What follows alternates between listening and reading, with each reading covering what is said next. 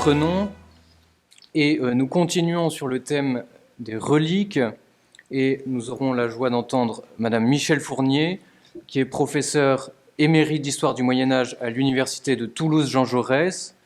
Vous êtes membre de l'équipe de Framespa, donc une équipe mixte CNRS Université. Voilà. Et vous êtes membre de la Société archéologique du Midi de la France. Vous êtes vice-présidente du comité des cahiers de Fangeau et vous avez consacré vos recherches à l'histoire religieuse du Midi de la France au Moyen-Âge et vous êtes intéressée au culte du purgatoire, à la géographie et au culte des saints. Et parmi vos dernières publications, un article sur le dynamisme religieux à Toulouse au XIVe siècle et un article sur Saint Amadour et le purgatoire. Merci beaucoup. Merci infiniment. Alors, nous allons un petit peu changer d'univers et plonger dans les recherches historiques avec ce qu'elles ont de plus concret et parfois de plus aléatoire. Mais avant de commencer mon intervention, je voulais vous signaler deux choses.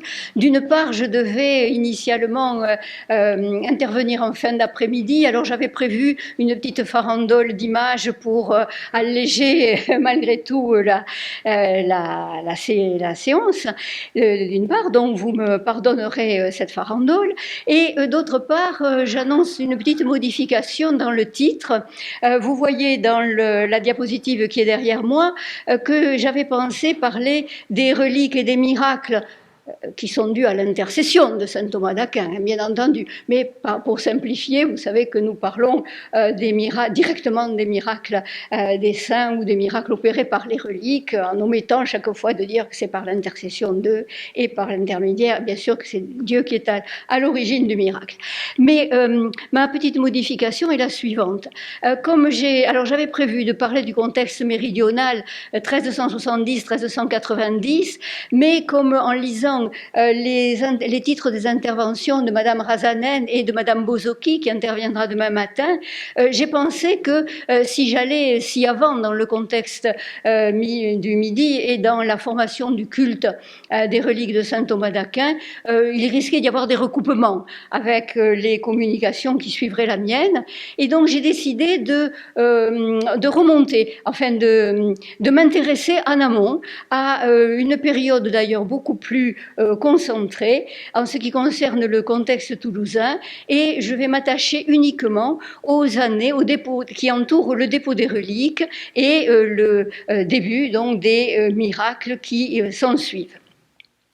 Alors, il me semble que le dossier qui est posé par les reliques, le dépôt des restes sacrés de saint Thomas à Toulouse, pose d'emblée la question de l'adoption locale d'un saint qui est un saint étranger.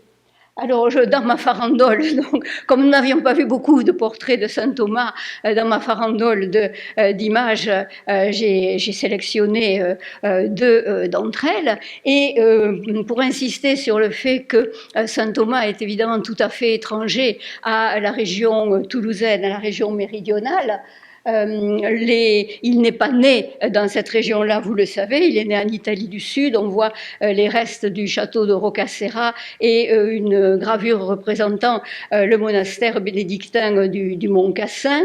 Il n'a pas non plus prêché ou enseigné dans la région toulousaine, et enfin, sa carrière professionnelle, pour simplifier, dont vous avez ici l'itinéraire, ne l'a pas non plus conduit à venir à Toulouse, à la ville à laquelle il est encore plus étranger, puisque il n'y est pas mort non plus, il est mort en Italie du Sud, à Fossa Nova, et vous avez là quelques fresques représentant sa première sépulture. Par conséquent, non, alors là je m'avance trop, je reviens sur la sépulture. Son corps ne repose pas non plus, ou ne reposait pas à Toulouse. Alors la question qui se pose, c'est comment a-t-on au plan local adopté ce saint qui est un saint étranger et que je n'ose pas qualifier quand même d'immigré? Par quel procédé a-t-on pu l'acclimater dans nos régions? Alors, à la fin du mois de janvier 1369, au terme d'un long périple, les reliques du docteur Angélique arrivent à Toulouse et sont déposées au couvent des Jacobins. Alors, ce transfert a fort justement été interprété comme un soutien pontifical apporté à l'ordre des prêcheurs, à l'université de Toulouse et à la ville qui l'abrite, et à l'Église méridionale, lesquelles avaient permis le triomphe de l'orthodoxie au siècle précédent. Alors ça, c'est l'interprétation, je m'appuie sur l'interprétation du chanoine de la Ruelle, qui est bien connue de vous tous. Cependant, alors, cette cérémonie grandiose, qui est celle de l'accueil des reliques de saint Thomas, a une portée politique importante, qui a été plus récemment mise en valeur et qu'il faut examiner en liaison avec le transfert du bras droit du docteur Angélique à Paris, puisque cette relique partielle, détachée du reste du corps, est convoyée et déposée dans le couvent Saint-Jacques des dominicains parisiens. Elle est exposée à côté des sépultures des premiers Valois et il y a là tout un symbole, l'affirmation de la légitimité dynastique des Valois face à la royauté anglaise dans le contexte de la guerre de Cent Ans. C'est l'interprétation que vous connaissez de Geoffrey Richard et qui me paraît tout à fait remarquable. Alors, il me semble que cette dimension politique et religieuse est également très présente dans la cérémonie toulousaine. L'Église méridionale, alliée aux représentants du roi en Languedoc, comme nous allons le voir, lutte victorieusement contre l'adversité, mais cette adversité est incarnée cette fois-ci non par les hérétiques, puisque les mouvements hérétiques se sont malgré tout éteints à cette époque-là, mais par l'occupation des terres de la Gascogne anglaise, des terres de la Gascogne par les Anglais. Alors, si la translation des reliques de Thomas honore l'Église toulousaine, elle n'honore pas que l'Église toulousaine. En fait, c'est toute l'Église méridionale alors de ce côté du Rhône, je dis ça pour les Provençaux, c'est toute l'Église méridionale qui est honorée et qui est concernée. Et, à vrai dire, ce n'est pas la première fois que cette grande Église méridionale se manifeste ou se donne à voir dans une manifestation de prestige qui est passée beaucoup plus inaperçue et dont je pense qu'elle est reliée étroitement ou pas, à l'arrivée des reliques de saint Thomas d'Aquin à Toulouse. Cette manifestation préalable, qui a lieu 6 mois à peu près avant l'arrivée des reliques à Toulouse, c'est le concile comprovincial qui se tient à Lavore au printemps 1368. Alors, j'organiserai mon propos en 3 parties. La première est consacrée à ce concile comprovincial qui est un mal-aimé de l'historiographie. La deuxième partie est consacrée à l'arrivée des reliques, au dépôt des reliques au couvent des Jacobins à Toulouse. Et la troisième partie à ce que l'on sait et à ce que je peux savoir pour l'instant du corpus des miracles qui se produisent très rapidement sur le tombeau de saint Thomas d'Aquin. Alors, je commence par le concile comprovincial de Lavore. Je vous le disais, il se réunit au printemps 1368.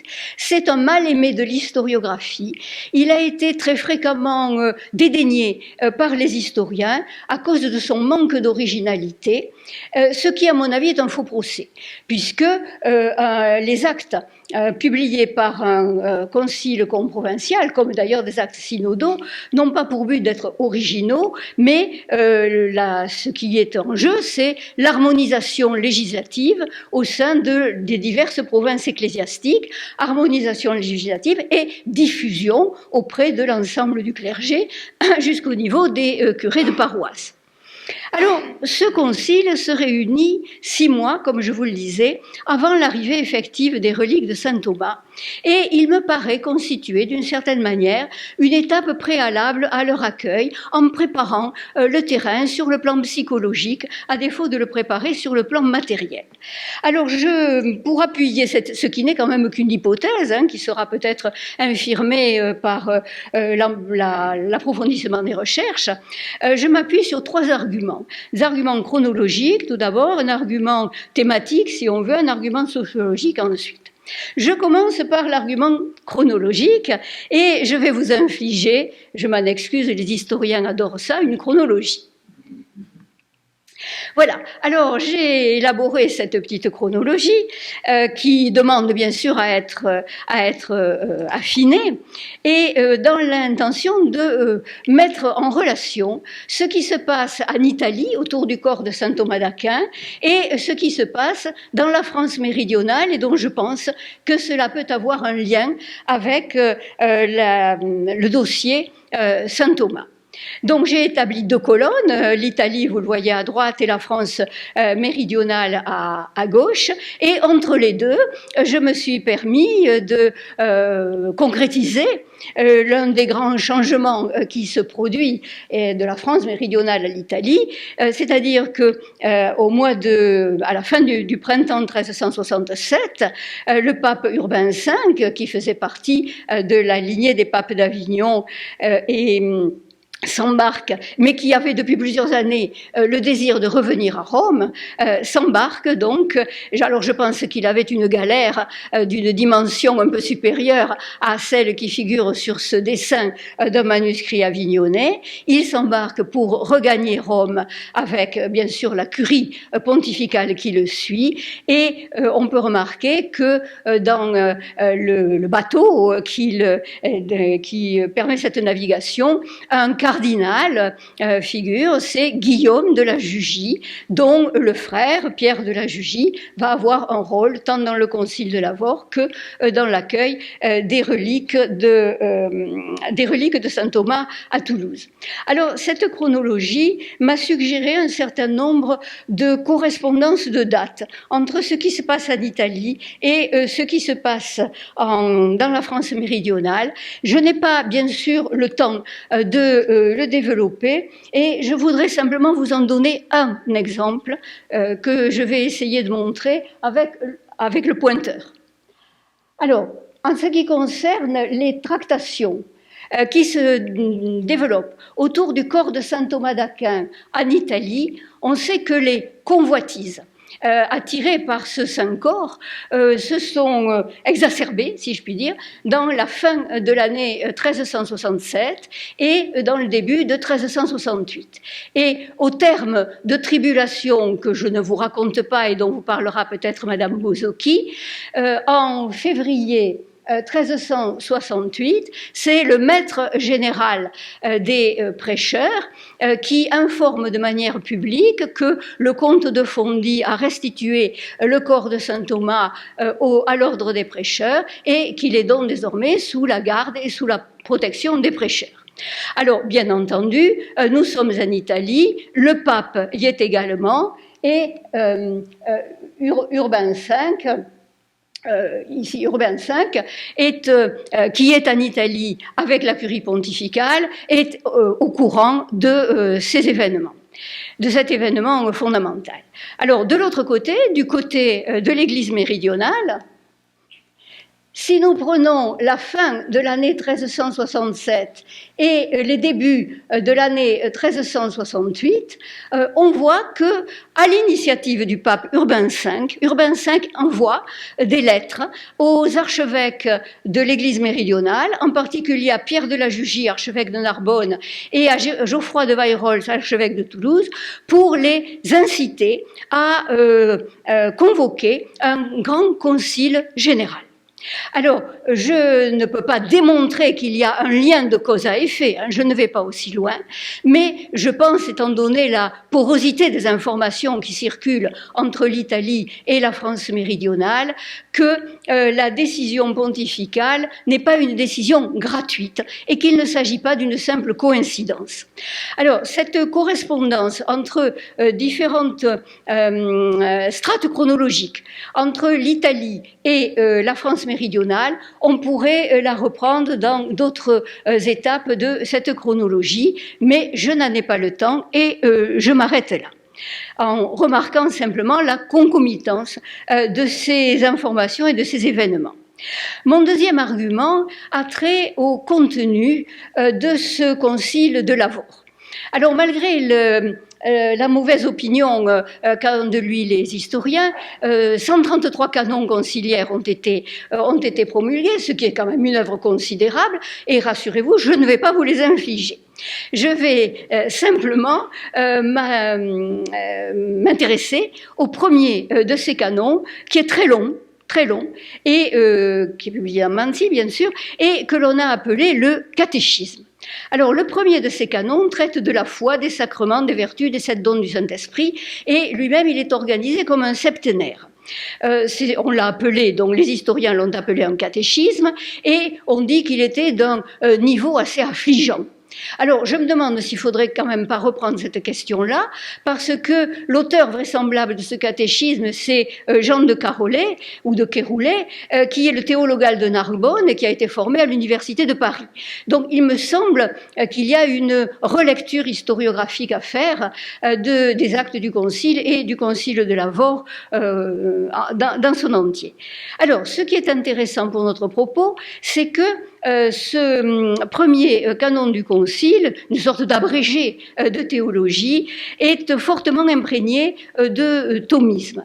Et alors, ce n'est pas, ces comptages de citations ne sont pas dus à mon érudition, qui est tout à fait insuffisante à la matière, mais Fabrice Riquebuche, qui travaille sur cette question, a sélectionné dans le texte du Concile les citations de saint Thomas d'Aquin, qu'elles soient du commentaire des sentences ou de la somme théologique, et ça forme plus de 25% de la matière de ce premier canon. C'est assez exceptionnel. Il y a deux choses qui sont exceptionnelles.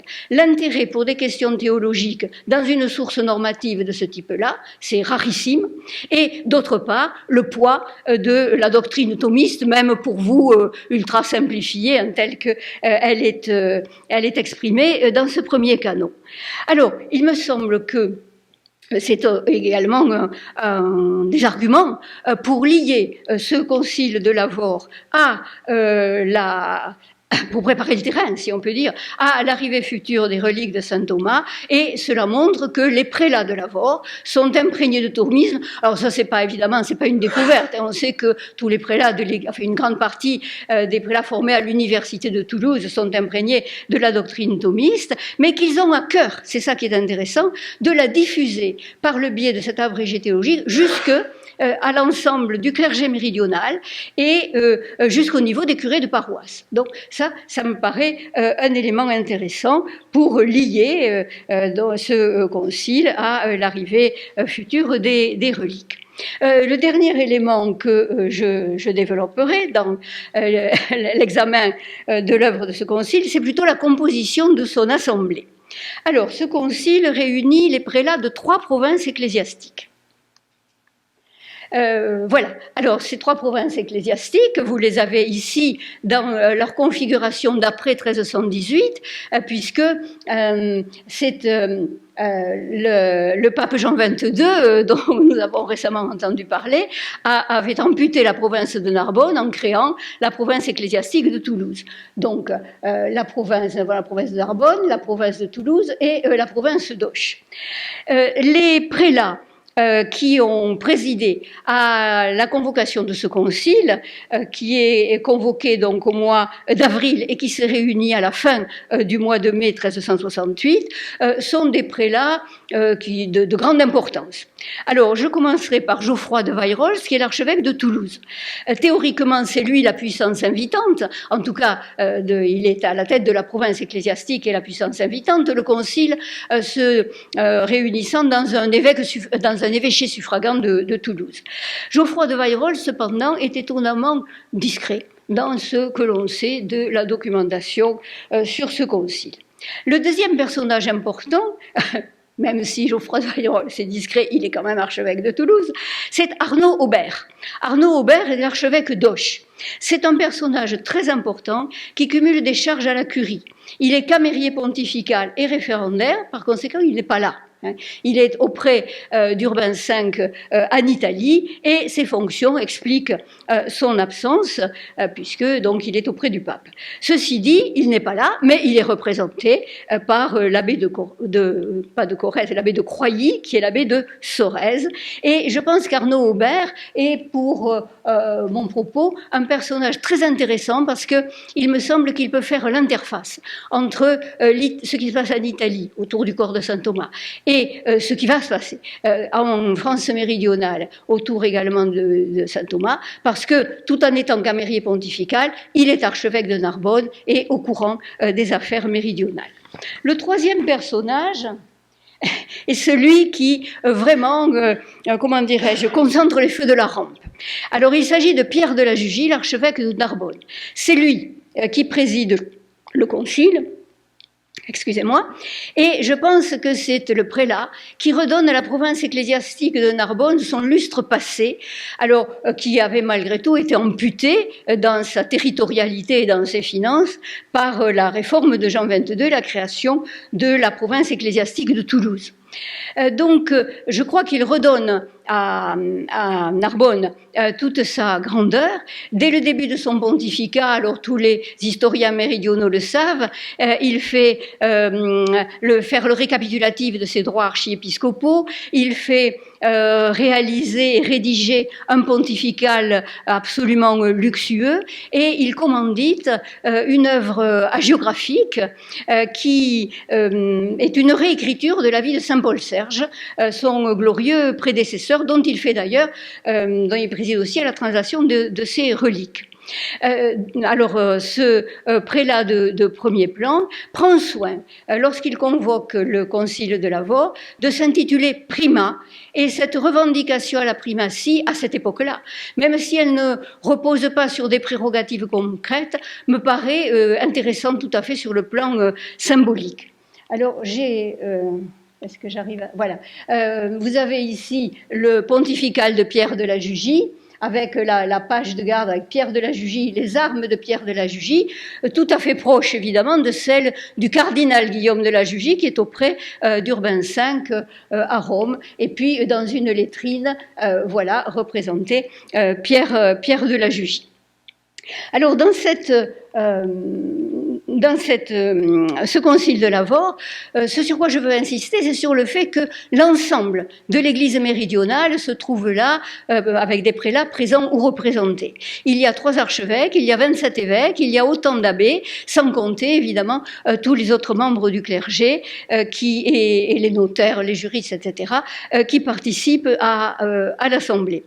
Et il suffit de regarder la carte pour voir que c'est l'Église qui va de l'océan à la Méditerranée, de Bayonne à Uzès, et qu'il y a là, dans le concile de Lavore, la manifestation d'une grande Église méridionale et de son union, en tout cas de son union souhaitée.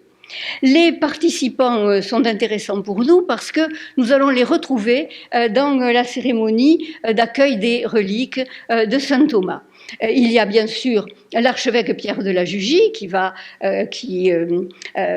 convoie les reliques de saint Thomas, mais il y a également le Hugues de la Jugie, évêque de Buisier, qui est son frère et qui sera présent quelques mois après à Toulouse. Il y a Robert de Via, l'évêque de Lavore, qu'on retrouvera également dans l'Assemblée toulousaine. Et aussi, il faut signaler que la présence de Amiel de Lautrec, qui joue un rôle, après Henri Gilles, joue un rôle important dans le concile de Lavore. Amiel de Lautrec, c'est le chancelier de l'université de Toulouse. C'est lui qui a présidé à la rédaction des statuts à la fin de l'université, de la faculté de théologie, à la fin de l'année 1366, à la demande d'Urbain V, quand Urbain V a présidé à la renaissance de cette faculté de théologie à laquelle il a imposé un thomisme que de toute façon elle suivait déjà. Et Amiel de Lautrec, nous allons le retrouver auprès des reliques de saint Thomas d'Aquin. Alors pour ces différentes raisons, et sans que je puisse en faire la démonstration vraiment formelle, que j'arriverai peut-être à faire avec des détails supplémentaires, il me semble que le Concile de Lavore et les préoccupations théologiques, notamment des pères du Concile, bien que cela a préparé le terrain pour la réception, quelques mois plus tard, des reliques de saint Thomas, et que cette assemblée a créé un climat favorable. Alors, j'en arrive maintenant à mon deuxième point, je serai plus rapide, sur l'accueil des reliques de saint Thomas dans le Midi languedocien. Alors, je ne reviens pas, je ne sais pas s'il me faut... Ah oui, si, ce que je voulais montrer, pardon, j'ai oublié de faire un commentaire sur ma carte, c'est que cette grande église méridionale, c'est également une église souffrante, puisque, et je me suis servi d'une mauvaise carte de la guerre de Cent Ans, mais qui a l'avantage de montrer que la partie occidentale de cette église méridionale, la Guyenne notamment, est sous domination anglaise, et qu'il y a là une église souffrante dont il faut effectivement restaurer l'unité réelle. Alors, l'accueil des reliques de saint Thomas dans le Midi languedocien et à Toulouse. Je ne reviens pas sur l'itinéraire du convoi en Italie et dans le duché de Savoie, puisque Madame Bosocchi va certainement en parler. Je signale simplement, mais ça tout le monde le sait, que c'est un Toulousain, Guillaume de Lorda, qui a été collecteur apostolique, qui a été chargé de récupérer l'ensemble des restes sacrés et cela dès le mois de juillet, afin de les convoyer.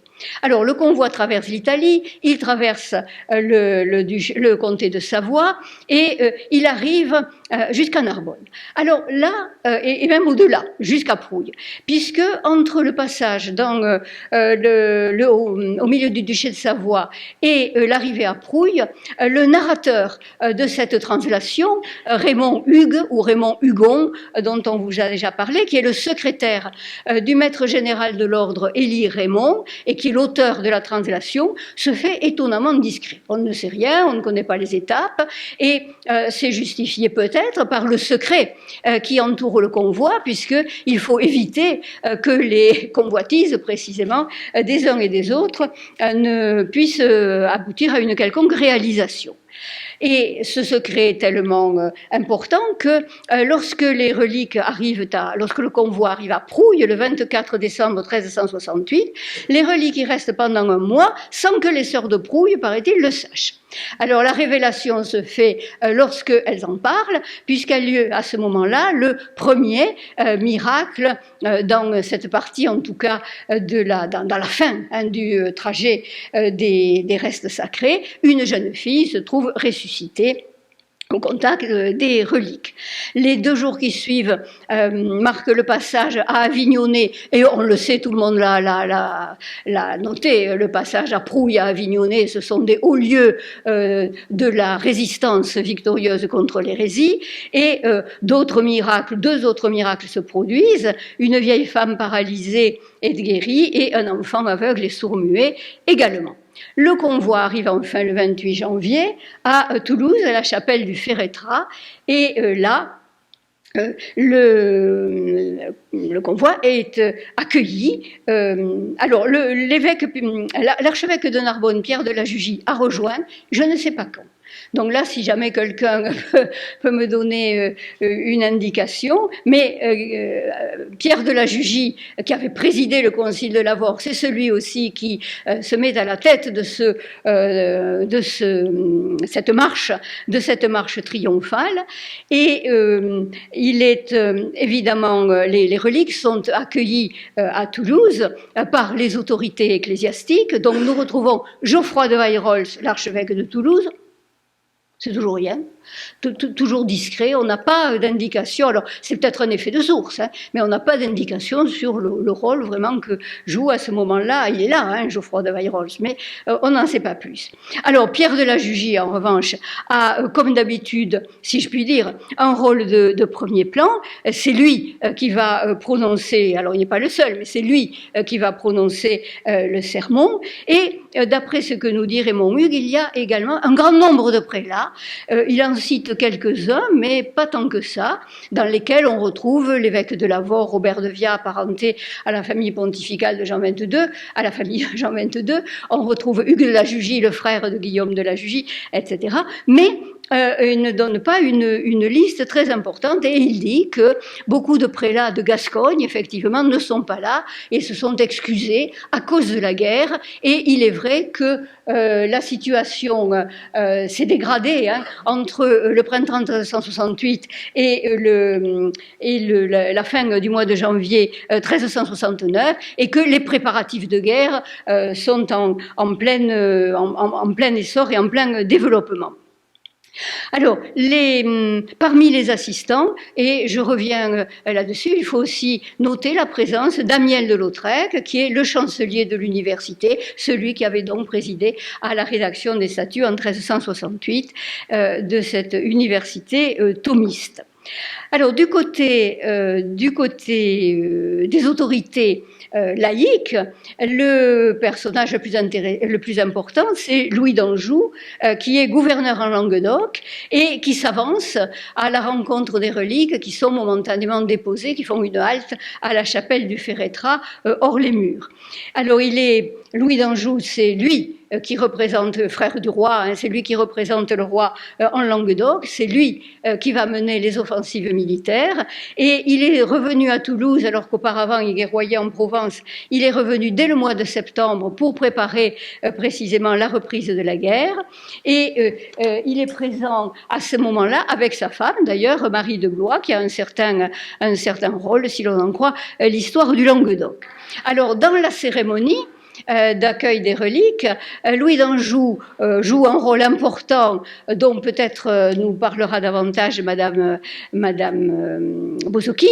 Il porte le dais au-dessus des reliques, les bannières avec les armes de la famille d'Aquin et de la famille d'Anjou, avec les armes royales aussi, avec les armes du pape et avec les armes de la ville, contribuent au faste de la cérémonie.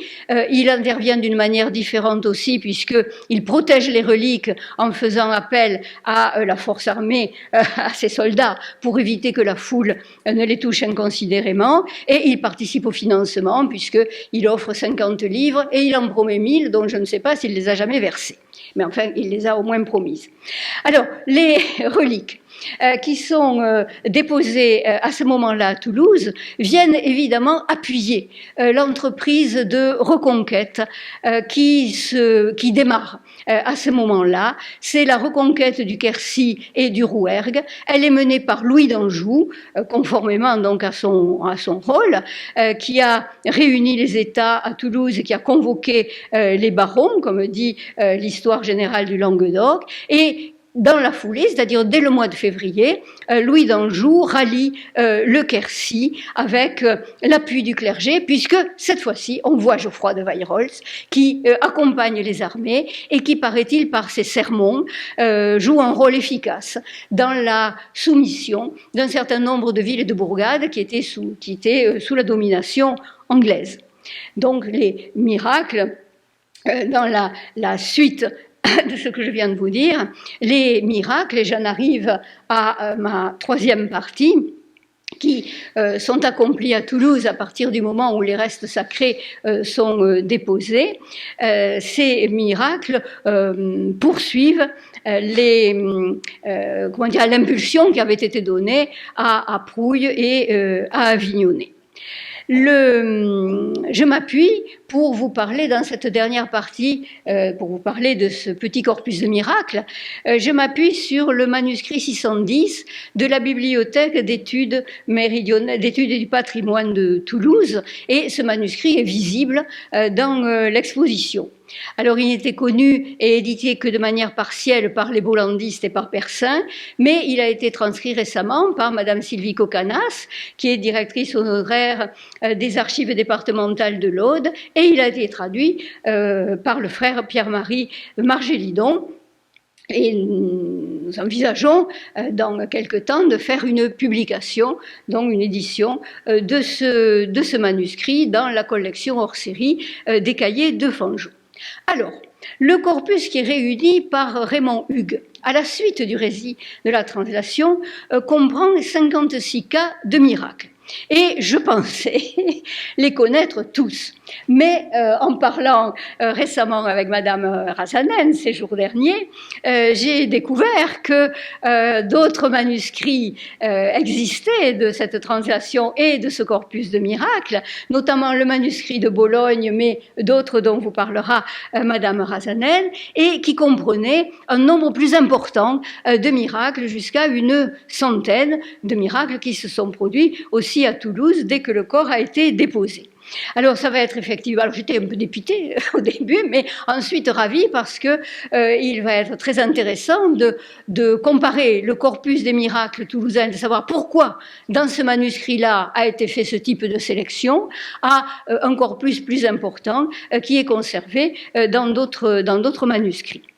Alors, ce qui fait que le fait aussi de savoir que le corpus dont je dispose, n'est pas complet, rend assez aléatoire des chiffres et des proportions et des pourcentages que d'ailleurs j'aurais même hésité à vous donner parce que sur 56 cas ça ne révèle rien ou pas grand-chose.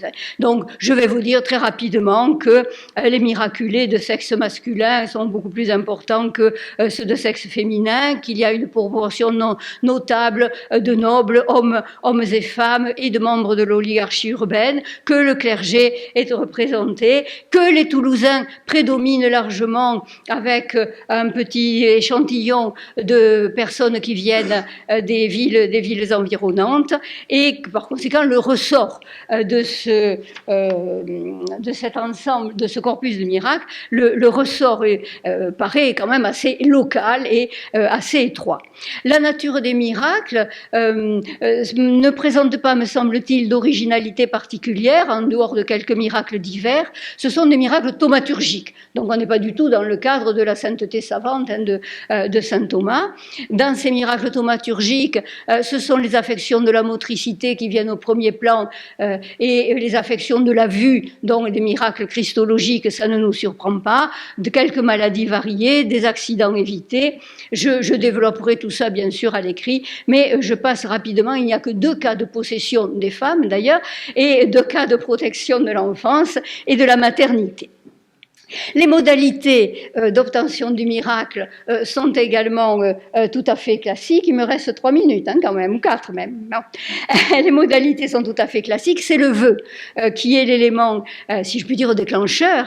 Le vœu qui est prononcé, le fait de se vouer donc à saint Thomas ou d'invoquer saint Thomas, prononcé par le malade, son conjoint ou son entourage. L'effet est quasiment immédiat, c'est tout de suite, immédiatement, à la rigueur 1 ou 2 jours, mais c'est très rare.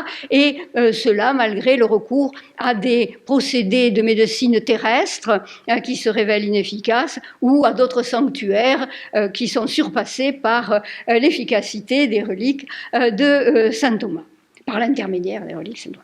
Alors, la promesse de venir au tombeau et d'y déposer un ex-voto est extrêmement fréquente. On y trouve des cierges de la longueur ou du poids du miraculé, ou bien des mêmes statuettes de cire qui représentent le miraculé, c'est le cas pour Jean de Cardaillac, ou bien le membre guéri, et dans un certain nombre, on laisse aussi parfois le suaire, voilà. Enfin, toutes ces choses-là sont particulièrement connues. Et pour terminer, j'avais d'ailleurs décidé dès le départ de m'intéresser, puisque les miracles dont je viens de vous parler rapidement sont d'une grande banalité, d'une certaine manière, quand on connaît les corpus de miracles, je voulais m'intéresser aux quelques miracles qui sont ancrés dans le contexte toulousain et méridional.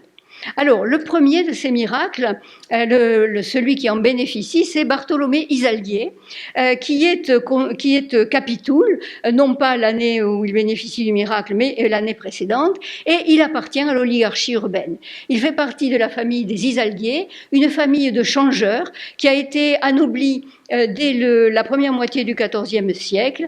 Il a été plusieurs fois capitoul comme son frère, son oncle, son père, etc. Et cette famille s'est par ailleurs élevée également jusqu'à approcher les officiers royaux. L'activité de change leur a beaucoup servi puisqu'ils ont prêté de l'argent au roi et aux officiers royaux. Et dans la famille des Isalguier, il y a un conseiller proche de Louis d'Anjou. Donc, nous trouvons là dans un milieu d'oligarchie urbaine, mais quand même proche de la royauté, des officiers royaux. Alors, dans le corpus que j'ai utilisé, tel qu'il est dans le manuscrit 610, c'est Bartholomé Isalguier qui inaugure la liste donc, des miracles. Il est d'ailleurs proche aussi des dominicains, et son miracle est d'autant plus éclatant qu'il était quasiment à l'article de la mort et qu'on peut presque l'assimiler à une résurrection. Alors d'autres miraculés appartiennent à ce milieu ou sont proches du milieu des officiers royaux, un serviteur du duc d'Anjou, une demoiselle suivante de la duchesse d'Anjou, et viennent grossir donc ce petit noyau, ce petit ensemble, et le contexte est très présent, par le contexte de la guerre et des opérations militaires se rencontre à plusieurs reprises. Alors on trouve un clerc du diocèse de Cahors qui est un étudiant et qui voyage pour venir à Paris parce qu'il veut étudier au Studium de Toulouse. Alors prudemment, il voyage avec des marchands, mais ils sont attaqués par des brigands bretons et il craint, alors c'est le détail assez intéressant, il craint pour sa vie, mais il craint pour ses livres. Et il promet d'ailleurs un livre de cire d'un gros poids si jamais il réchappe à cette mésaventure. Je n'ai plus que 2 miracles à vous raconter, je m'arrête. Le siège du château de Mirabel, dans la région de Montauban, est intéressant parce que c'est un siège qui est connu effectivement historiquement dans le cadre de la guerre de Cent Ans. Ce château imprenable, défendu par une tour d'une solidité remarquable, est possédé par les Anglais et assiégé par les Français qui n'arrivent pas à bout de ce siège, mais après s'être voué à Saint Thomas, la tour se ramollit et par conséquent, il est désormais possible de prendre le château, d'obtenir un traité et on dépose sur le tombeau de Saint Thomas une tour de cire.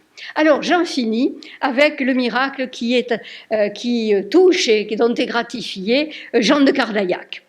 Jean de Cardaillac à ce moment-là n'est pas à Toulouse, il sera l'administrateur de l'archevêché de Toulouse, quelques années après, c'est lui qui préside en 1385 à l'exaltation des reliques de saint Thomas.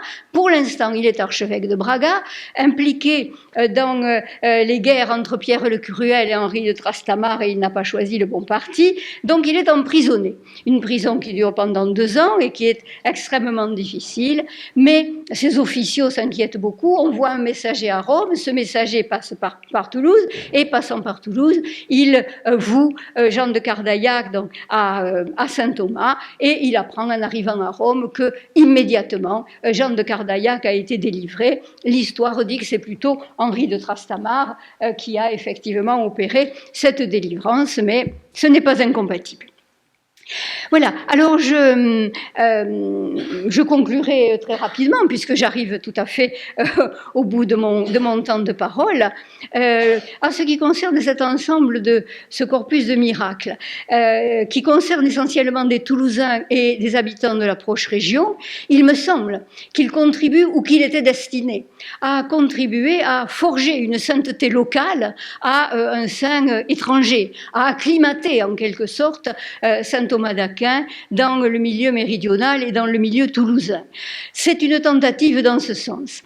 La sainteté qui est exposée dans ce corpus de miracles est évidemment bien loin on n'a pas recours à l'œuvre théologique de saint Thomas d'Aquin, à son œuvre intellectuelle. La sainteté savante est tout à fait absente, sauf par le cas de l'étudiant cadurcien.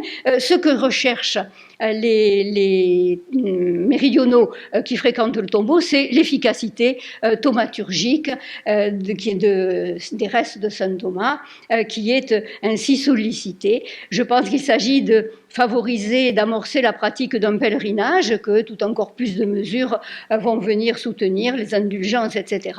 Mais il me semble, et je conclurai là-dessus, que le culte de saint Thomas d'Aquin n'a pas pris cet aspect populaire qu'on aurait peut-être pu, et cette grande diffusion que l'on aurait peut-être pu attendre au vu des mesures qui sont ici, ou au vu de l'histoire qui est ici racontée. Merci beaucoup.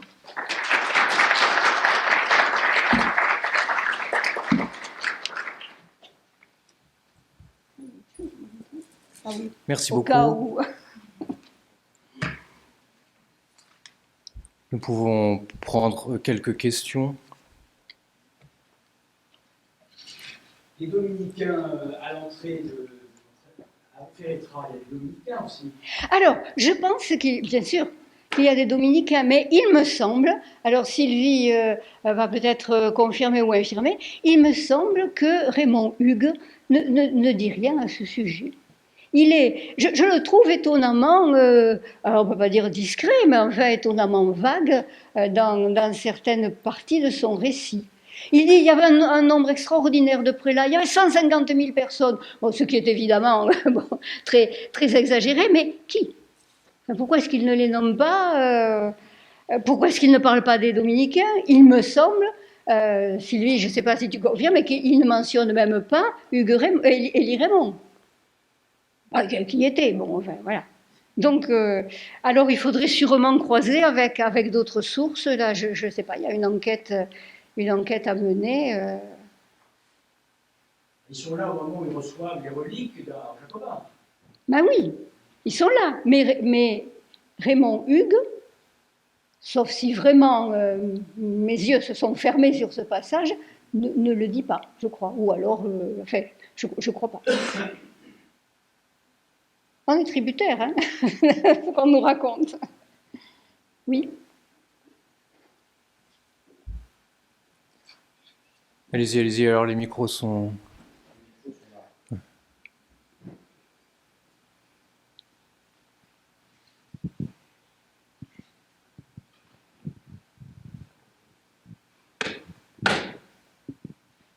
Oui, vous avez dit, et on l'avait entendu déjà, au cours du colloque, que le pèlerinage, enfin la pratique de dévotion pour saint Thomas d'Aquin c'est pas vraiment répandu parmi les foules. Est-ce que pour autant on constate dans des milieux étudiants, par exemple, des milieux peut-être plus instruits, la pratique d'un pèlerinage jusqu'à Toulouse pour vénérer saint Thomas? Alors, moi je ne peux pas répondre à votre question parce que pour l'instant, je n'ai pas cette information. Je pense que le culte rendu donc à saint Thomas a effectivement été assez vif, mais dans le cadre de l'ordre, dans le cadre de l'université, peut-être, et surtout plus tard, le père Montaigne en a parlé, il y a une forme de culte civique qui est rendu par l'oligarchie urbaine et par les capitouls au XVIIe siècle, notamment à saint Thomas d'Aquin, mais il me semble que c'est resté à l'intérieur de milieux qui sont des milieux d'études ou un peu des milieux de pouvoir. Je n'ai pas rencontré...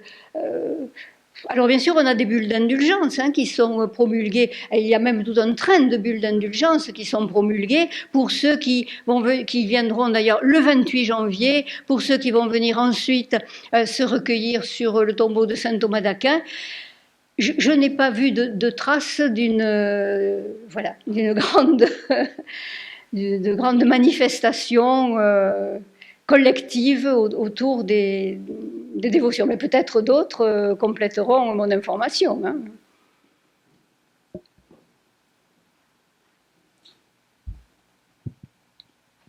Si je peux compléter sur le Férétra, je viens de regarder le texte. C'est le pape qui impose à Élie Raymond de passer par la chapelle du Férétra avant d'aller...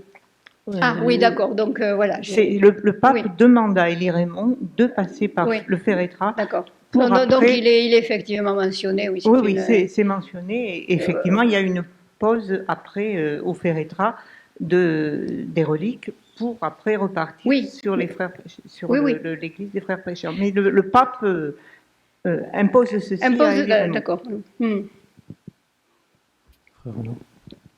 Alors, plusieurs questions en fait. D'une part, le processus de canonisation de saint Thomas lui-même faisait la part belle aussi aux miracles, enfin aux critères normaux en quelque sorte que l'on demande à tous les saints, hein, de leur dévotion, leur prière, les miracles qu'ils peuvent accomplir. Bon, et il me semble que dans cette perspective, la bulle pontificale qui donne les reliques à la ville, elle ne mentionne pas non plus la sainteté particulière de sa pensée ou de sa doctrine. Donc là, il y a certainement un élément de continuité, mais en revanche, est-ce que vous pensez que, vous avez commencé par dire, bon, c'est pour aussi planter le décor, qu'il n'y a pas d'origine, enfin, saint Thomas d'Aquin n'a rien à voir avec Toulouse, mais néanmoins, c'est quand même dans le Languedoc que sa pensée quand même a été imposée en premier, à titre comme règle de l'enseignement. On voit encore au XVIIe siècle que les panégyriques de saint Thomas d'Aquin disent que la ville a été préservée du protestantisme par cette doctrine. Donc vous voyez, est-ce qu'il n'y a quand même pas une espèce d'histoire longue là, dont le transfert serait l'aboutissement, au-delà des raisons ponctuelles? Oui. Ça, c'est la première question. Et l'autre, c'est est-ce que vous savez pourquoi, sinon pour préparer l'entrée à Toulouse, les reliques ont passé un mois entier à Prouille? Non. Alors, pour répondre à la première question, je suis tout à fait de votre avis.